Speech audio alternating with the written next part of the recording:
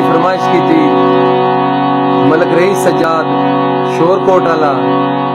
दौड़ा सुन के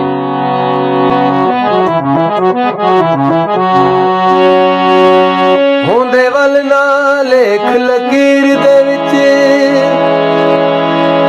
ता साडा मुल चौधार च कोई ना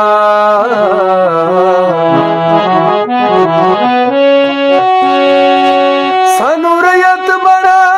के लई वत्तेहा ओ एडा पद सरदार च कोई ना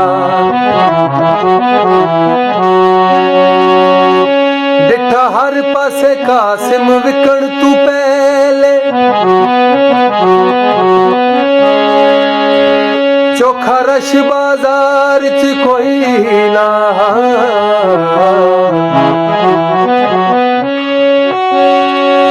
जेदी गरज दे कान नीलाम हो गया ओ बशर कतार च कोई